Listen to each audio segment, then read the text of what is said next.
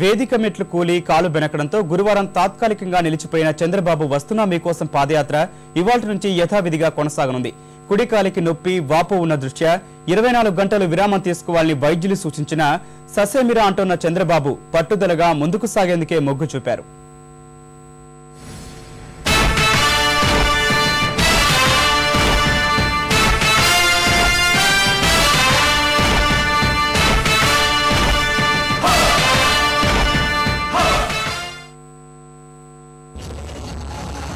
సుమారు 20 గంటల విరామం తర్వాత గుంటూరు జిల్లా తెనాలి మండలం కొలకలూరు నుంచి చంద్రబాబు పాదయాత్ర మళ్లీ కొనసాగనుంది.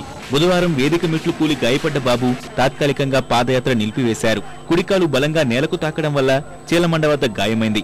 ఈ నొప్పి భరిస్తూనే కొంత దూరం నడిచినా వైద్యుల సూచన మేరకు పాదయాత్ర నిలిపివేశారు. రాత్రి ఎక్స్రే తీసిన విజయవాడ వైద్యుల బృందం ఎముక విరిగిన గాయం లేదని తేల్చారు. నొప్పి వాపు ఉండటం వల్ల 24 గంటల విరామం తీసుకోవాలని సూచించారు. అయినా బాబు యాత్ర కొనసాగింపునకే నిర్ణయించుకున్నారని వైద్యులు చెప్పారు. సార్కి 24 అవర్స్ రెస్ట్ అడిగాను, కానీ సార్ రేపు మార్నింగ్ కాస్త బెటర్ అవుతుంది, అలా కంటిన్యూ అవ్వాలని చెప్పారు. కానీ 24 అవర్స్ రెస్ట్ తీసుకుంటే బెటర్, ఆ ఏజ్లో ప్రాబ్లం క్రియేట్ అవుతుంది మేము చెప్పాం. కానీ ఫిజియోథెరపిస్ట్ డాక్టర్ గారు కంటిన్యూ చేస్తున్నారు. రేపు మార్నింగ్కి బెటర్గా ఫీల్ అవుతాను, అది కంటిన్యూ చేస్తాను. ఒకవేళ మధ్యలో ఉన్న పెయిన్ అది కంటిన్యూ అయితే మధ్యలో ఉన్న ఒక 1 డే 2 డే బ్రేక్ ఇస్తే బాగుంటుందని చెప్పి అడ్వైస్ చేస్తాను. ప్రజెంట్ ఈ పొజిషన్లో అయితే 24 అవర్స్ బ్రేక్ ఇస్తే మంచిది.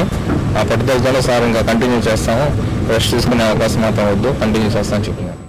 రోజు నడిచే దూరాన్ని 8 నుంచి 10 కిలోమీటర్లకే పరిమితం చేయాలన్న వైద్యుల సూచనతో నాయకులు పాదయాత్ర ప్రణాళికల్లో మార్పులు చేస్తున్నారు. జిల్లాలో 9వ రోజు యాత్రను కొలకలూరులో ప్రారంభించి గుడివాడ, కోపల్లి మీదుగా అంగలకుదురు వరకు నడిచి అక్కడే బస చేస్తారని తెలిపారు. 16న అంగలకుదురు వద్ద ఎన్టీఆర్ కిసాన్ భవన్ కు శంకుస్థాపన, రైతు సదస్సు జరగనుంది. 17, 18 తేదీల్లో తెనాలి నియోజకవర్గంలోనే యాత్ర సాగిస్తూ కృష్ణా డెల్టాకు నీటి విడుదలపై ప్రభుత్వం చర్యలు తీసుకోకపోతే అక్కడే మహాధర్నా చేయాలని నిర్ణయించారు. త్రుటిలో ప్రమాదం తప్పిన చంద్రబాబును జేడీయూ నేత శరద్ యాదవ్ ఫోన్లో పరామర్శించారు. రాత్రి కొలకలూరు చేరుకున్న తనయుడు లోకేష్ ఆరోగ్య పరిస్థితిని అడిగి తెలుసుకున్నారు. యనమల సహా పలువురు నేతలు ఇవాళ బాబును పరామర్శించనున్నట్లు తెలుస్తోంది.